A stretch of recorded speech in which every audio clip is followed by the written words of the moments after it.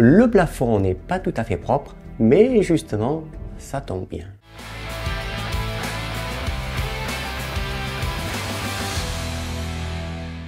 Salut tout le monde, c'est Gis. Merci de me retrouver sur Coach Perso Déco. J'ai en fin de compte 7 travées de plafond à faire parce que je suis en cours de réparation et on va dire que j'ai bientôt terminé. Simplement, je vais vous mettre l'accent sur la gestuelle. Vraiment vous expliquer comment on applique finalement la dernière couche d'enduit de lissage pour avoir un rendu de qualité et surtout finalement pour bien apprendre et être capable de le reproduire chez soi. Lorsqu'on débute dans les travaux d'enduit, c'est quand même pas évident de savoir le matériel nécessaire et puis surtout la technique qui va avec. J'ai donc utilisé un enduit en poudre, c'est le lisseur de la marque Ultima. C'est la deuxième couche, je suis dosé à 570 ml d'eau par kilo de poudre. J'ai mis mon enduit dans un camion de peintre 7 litres, tout simplement pour pouvoir utiliser comme ici un rouleau enduire, 18 mm de hauteur de mèche, ce sont des fibres nylon, 180 mm de largeur. Quand je vais venir comme ici prendre directement l'enduit, l'avantage de, on va dire quand même la plupart des camions de peintre, c'est qu'ils ont, vous voyez, la grille post-formée. Donc je vais pouvoir rendre mes fibres bien homogènes. Si vous êtes sur un fond qui est peint, correctement dépoli ou un fond imprimé, attention, le dosage en eau pour la première couche, il est, on va dire, un tout petit peu trop fluide. Vous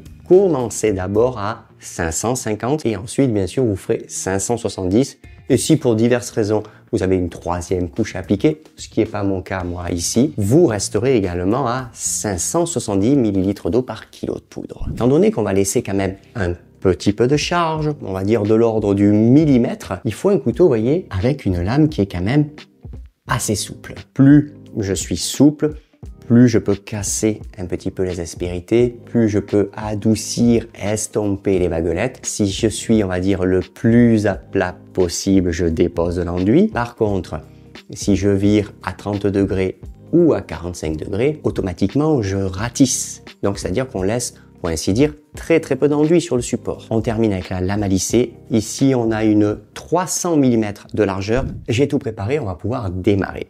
Attention, là, moi, c'est la deuxième couche. J'ai donc égrené la première à l'aide d'un couteau enduire pour éliminer, on va dire, des petites aspérités suivies d'un dépoussiérage. Si vous laissez des aspérités, si vous laissez ce qu'on appelle des petits cachous d'enduit, vous allez les attraper avec le couteau ou la lame à lisser. Tout se mélange, ça fait des rayures. Si vous travaillez comme moi, escabeau, j'ai mis la petite pince aimantée pour que le couteau y tienne tout seul parce qu'on peut pas tout tenir à la main.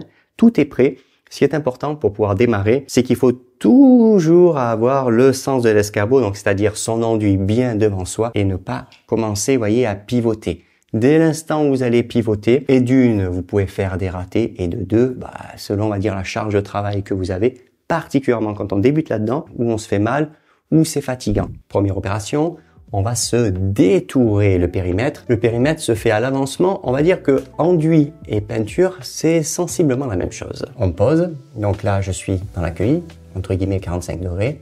Je pars à plat, j'appuie gentiment et vous voyez, ça laisse de la charge. Et c'est ce qui nous intéresse. Un ratissage pour vous montrer, c'est ceci. Je rentre dans l'accueil et en fait, je dépose et je reste, vous voyez, à 30 degrés. Vous dégagez votre périmètre, vous voyez, proprement, sur environ 10 cm, vous voyez, de longueur.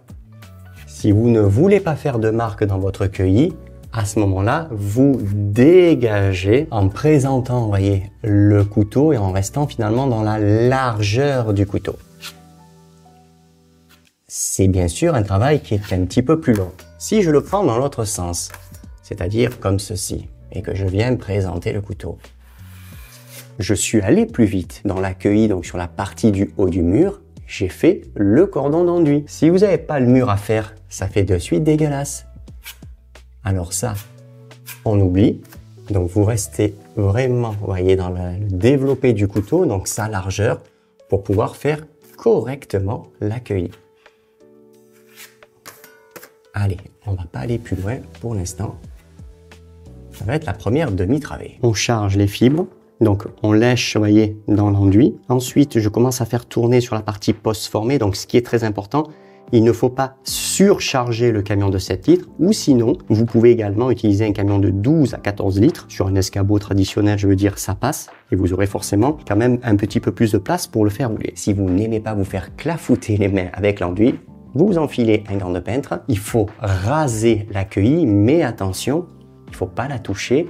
Et on ne démarre pas non plus d'un angle. Vous avez un rouleau qui est chargé. C'est le même principe que la peinture. Je commence à appliquer l'enduit. Alors, le rouleau a besoin de se faire. Donc, vous voyez, j'ai rien fait. Hein, j'ai fait 35 cm. Je recharge.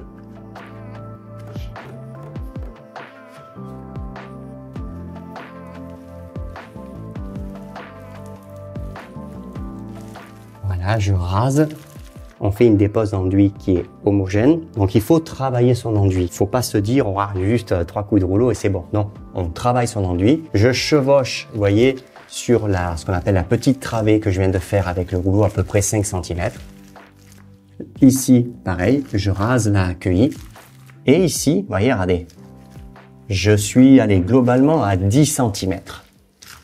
Tenez toujours en retrait, alors que ce soit à l'application de l'enduit et plus largement, vous allez le voir quand on le travaille. Vous restez en retrait pour pouvoir finalement repartir et ce qu'on appelle raccorder proprement, finalement demi-travée par demi-travée. La lame est propre, mais on va dire que je ne l'ai pas nettoyée. On la présente dans la queue. Je travaille à plat. Vous voyez, je présente à plat, tout simplement pour conserver la charge. Je n'ai pas terminé, mais regardez, je n'ai pas d'enduit sur la lame. Je n'ai pas ratissé, je n'ai pas ce qu'on appelle raclé, tiré à zéro. Plus je reste à plat, plus finalement je conserve la charge.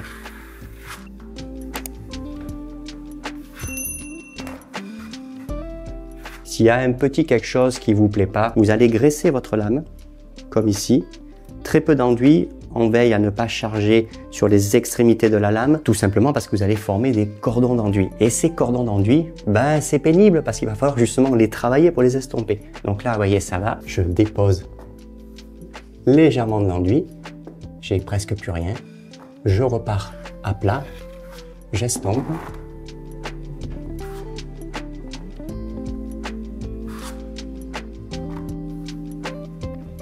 Je chasse vers une zone qui est non enduite. Donc, vous voyez, je pars de ma queue, je chasse ici. Donc, on entend la lame. Vous voyez, regardez, là, ça va glisser.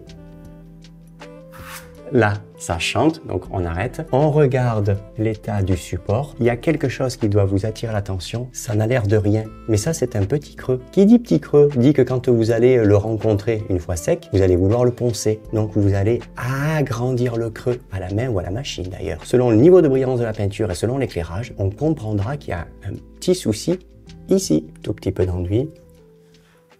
Je me suis mis donc désormais dans l'autre sens pour pouvoir aller rejoindre bien sûr mon mur opposé. Ici, deux façons de travailler. Pour aller vite, comme je vous expliquais, vous pouvez directement déposer de l'enduit de cette manière. Pour peu que vous ayez le mur à faire, ça pose pas de problème, vous allez égrener. Supposons que le mur n'est pas à faire. Vous allez continuer. Et cette fameuse zone qui a été comme là, voilà, mise en retrait, ben vous voyez, vous allez présenter votre couteau. 3 cm, vous allez chevaucher dessus, ça suffit amplement. Et vous voyez, vous poursuivez. Si vous voulez directement tirer au couteau, vous ne partez pas d'ici. Vous allez faire une surépaisseur, ce qu'on appelle également un sillon, une marque. Ça va se voir. Et ça, pour le coup, ce n'est pas bon. Vous partez d'une zone comme ici qui est non enduite pour aller appliquer l'enduit et venir finalement avec très peu d'enduit, donc ce qu'on appelle mourant en enduit, pour pouvoir raccorder proprement sur une zone que vous avez déjà terminée. Alors moi, je suis pas dans ce cas de figure, vous voyez. Je vous montre, on va dire, la méthode qu'il faut mettre en œuvre quand on veut faire correctement sa queue. Donc là, c'est toujours pareil. Je laisse de la charge, je reste à peu près sur, vous voyez, une petite dizaine de centimètres. On va aller jusqu'au développé des épaules. Donc, c'est-à-dire qu'on s'avance pas comme ça sur l'escabeau, vous voyez, pour aller pousser. Ça sert à rien, c'est pareil, vous allez vous détruire, puis on fait un mauvais boulot. Globalement, je suis quand même déjà au maximum. On cherche pas à aller plus loin. On reprend son rouleau. Alors là, c'est pareil. Attention, le rouleau, il est chargé. On part pas directement dans la demi-travée qui est terminée. Vous vous décalez. Je suis pas dedans. on commence à travailler, vous voyez, le rouleau. Donc, forcément, travailler l'enduit. Là, je viens gentiment raccorder. 5 petits centimètres, ça va bien. D'où l'importance, vous voyez, d'avoir une certaine régularité. Ne partez pas en quinconce parce qu'automatiquement, vous allez être complètement décalé. Ce qu'il ne faut pas faire, voilà, c'est ça. Quand on regarde comme ça rapidement, blanc sur blanc, on peut se dire, bon, oui, ça passe, là, ça va, là, bon, j'ai peut-être fait un peu plus. Mais en réalité, attention, vous avez littéralement des zones qui ont été oubliées. On voit la précédente couche d'enduit et ça, ce n'est pas bon. Il faut tout garnir et cette partie-là, vous avez littéralement trop d'enduit, alors qu'ici, on est beaucoup plus homogène. Si vous avez trop d'enduit, quand vous allez travailler avec votre lame, vous allez en récupérer. Si vous en récupérez, vous n'aurez plus la régularité de charge. Et on va aller même plus loin. Vous allez vous retrouver avec de l'enduit en surplus qu'il faudra décharger dans le camion. Alors que le principe, c'est que si on applique au rouleau, c'est quand même pour aller plus vite.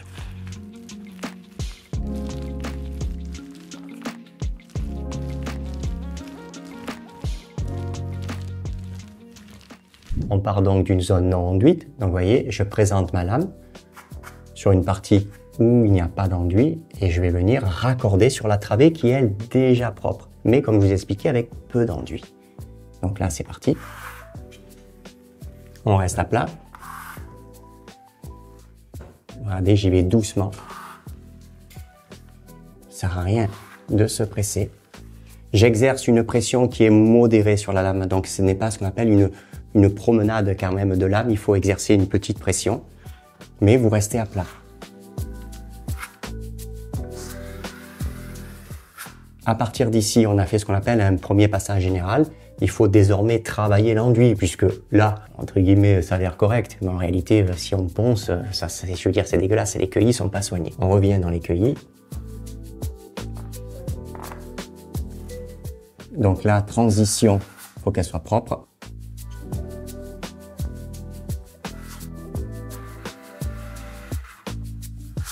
Là, on est beaucoup plus propre. La vaguelette, elle est, vous voyez, par exemple, là, elle serait un tout petit peu trop prononcée. C'est pas joli. Alors là, pour le coup, c'est justement de la promenade de lame. On vire également à plat et on n'appuie plus. Juste, on y va d'un coup sec et on chasse vers une zone qui n'est pas enduite. Alors, étant donné que c'est des travées, bah, c'est facile. C'est vraiment la partie, on va dire, du plafond qui suit. Vous voyez, j'y vais doucement. C'est vraiment pour vous mettre l'accent sur vraiment on va dire, la gestuelle. Ici, puisque ce sont deux demi-travées finalement, première partie, une deuxième partie, il faut que la jonction ne se voie pas. Et il faut pas de creux parce que sinon au ponçage, c'est la catastrophe. Superposition de couches d'enduit, je pense que ça se voit à l'écran puisque vous voyez ça mate un petit peu, c'est normal, hein, l'eau de gâchage migre dans le support. Donc ça c'est on va dire le démarrage de la seconde, ça c'est la fin de la première. Et vous voyez, regardez, on est très propre, c'est bien chevauché. Au milieu il n'y a pas de creux et c'est vraiment ce qui nous intéresse. Chevauche 3 petits centimètres.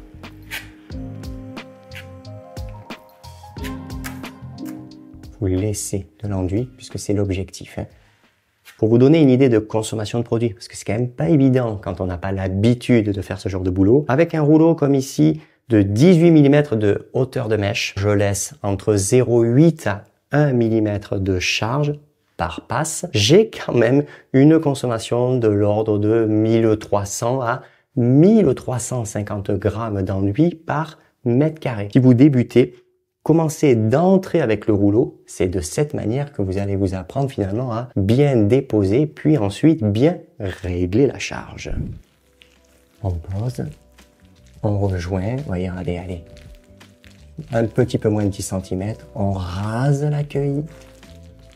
Plus vous la rasez, plus la lame démarre directement dans l'enduit. Ça facilite la glisse, mine de rien. Je me tiens en retrait. Là-bas, j'ai, allez, 4 cm. 4 cm en soi, ça suffit. Quand on présente la lame et qu'on démarre pour faire justement le premier passage, on a tendance à raser ici la queue, mais même parfois la toucher. Si vous touchez, la lame, ça fait ça.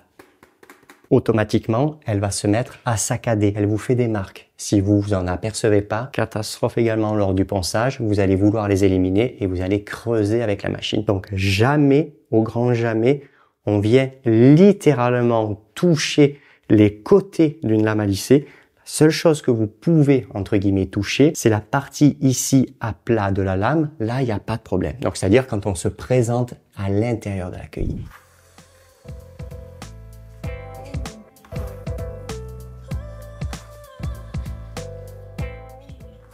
Regarde, j'y vais tranquillement.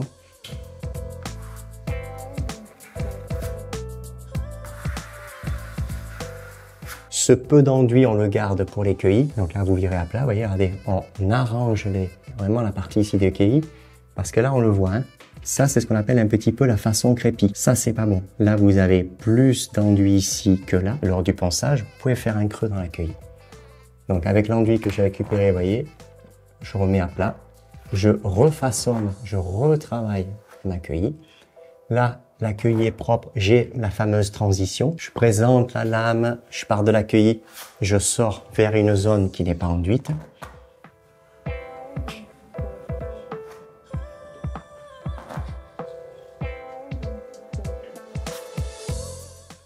Donc là, on estompe, vous voyez, les vaguelettes. Et c'est vraiment ce qu'il faut bien penser, c'est que l'enduit, vous voyez, c'est pas un travail de vitesse. Je vous fais vraiment un tuto ultra didactique, donc vraiment ce qu'on appelle le pas à pas, presque je suis à côté de vous dans la pièce. Ça sert à rien de se presser, ça sert à rien de courir. Si l'enduit est bien préparé et que vous avez la bonne gestuelle, vous allez reproduire ce travail. Et vous voyez, regardez, on n'a pas de petites bulles, pourtant on est sur un fond enduit. L'enduit est de qualité, ça c'est certain. Le matériel, ça reste du matériel professionnel, mais voilà, dès l'instant où on a la bonne technique et qu'on le fait tranquillement, vous voyez, regardez, ça se passe quand même correctement. On termine, puisqu'il reste voilà, une petite, toute petite demi-travée. Quand vous ne voulez pas faire de marque, vous voyez, comme ici, parce que là, si je continue l'angle, automatiquement, je vais faire un cordon ici. Donc, vous restez en retrait. Vous voyez, regardez, là, il y a quoi? 1 centimètre, peut-être 1,5 centimètre. Et vous repartez, bien sûr, dans l'autre sens. Et là, vous soignez votre angle.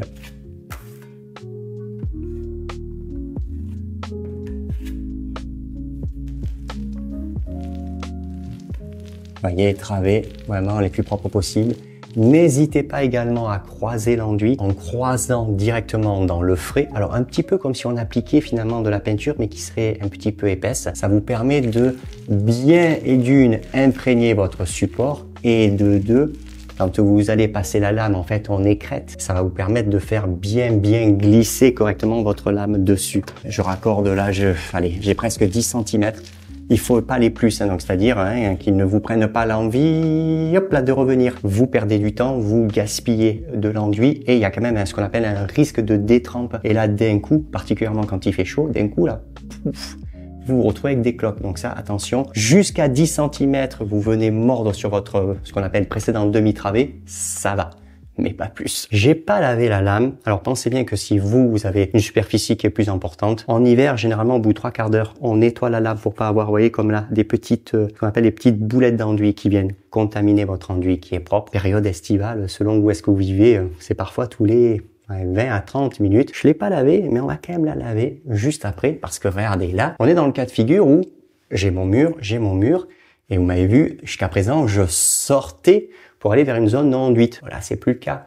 Alors bien sûr que je peux sortir par là-bas puisque c'est des travées, mais supposons que vous n'êtes pas au début, vous êtes à la fin de votre pièce. Automatiquement, vous allez être bloqué partout. Donc vous allez voir comment on arrive à sortir proprement sans faire ce qu'on appelle des coups de lame ou des sillons. Donc là, ça change pas.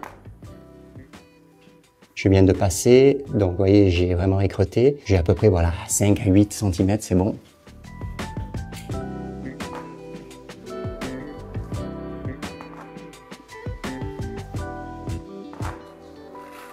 On récupère rien du tout, mais ça nous intéresse, c'est pour nos cueillis. Donc vous voyez, c'est des petits, ce qu'on appelle des petits coups secs. Je pose, j'écrase et j'enlève. Les cueillis sont propres, mais là c'est pas net. On va déjà faire un passage. Donc vous voyez la lame, j'ai rien fait de particulier pour l'instant. Donc je passe à plat et je me mets dans la configuration où je ne peux pas sortir puisque je suis bloqué par les murs. Là. Et ici, c'est mieux, mais on peut quand même améliorer les choses. On prend une brosse ou comme ici, un vieux spalter, ça va très bien, avec de l'eau. et on va nettoyer correctement la lame à lisser. Le spalter, l'avantage, c'est que, vous voyez, c'est rapide pour nettoyer. On s'en fout pas de partout. La lame, vous voyez, elle est humide. Pour faire ce qu'on va faire, il faut qu'il y ait une petite pellicule d'eau parce que ça va justement favoriser la glisse. Ça nous intéresse parce que ça va nous permettre de sortir rapidement et d'estomper à la fois des vaguelettes qui seraient un tout petit peu trop présentes et éventuellement les aspérités. Donc on présente la lame, de l'accueilli, on passe et on décolle. Vous voyez cette zone, petit cratère, là une petite vaguelette, donc la lame est toujours, on va dire, humide. On passe et on décolle. Vous voyez, rapidement, je décolle la lame. Vous ne pourrez pas faire disparaître, bien sûr, les vaguelettes. À chaque fois que vous représentez la lame, vous faites une superposition d'enduit. Avec un peu d'eau et une lame propre, vous allez pouvoir les estomper. Parfois même, elles vont ce qu'on appelle se déplacer. Mais comme vous avez justement, entre guillemets, un peu d'eau qui favorise la glisse, vous pouvez rentrer et ressortir beaucoup plus facilement, qui va vous permettre vraiment de ce qu'on appelle adoucir la vaguelette. Elle y est toujours, elle est plus discrète. Si elle est plus discrète, le ponçage sera alors facilité. Je vous ai pris un spot, voilà, pour que vous puissiez voir le rendu. Vous voyez là, par exemple, typiquement, c'est presque la largeur de la lame. Vous voyez, les petites vaguelettes. Donc là, je vous montre vraiment en lumière rasante. L'essentiel, c'est que les travées ne se voient pas. Donc les demi-travées, on ne sait pas où elles sont. Et tout ça, là, ça sortira de façon ponçage. Notre tuto est désormais terminé. N'oubliez pas de passer le petit coup de chiffon microfibre à sec pour éliminer le voile de poussière et ensuite il vous restera à appliquer la couche d'impression. Je vous rappelle qu'il y a la boutique du coach. Dans la boutique du coach, vous allez trouver le matériel professionnel du peintre et du plaquiste. Si vous avez besoin de m'avoir au téléphone, en visio et pourquoi pas à domicile si vous êtes proche de mon secteur, pour des conseils techniques et on va dire même des problématiques de mise en œuvre, le service est disponible. À bientôt tout le monde.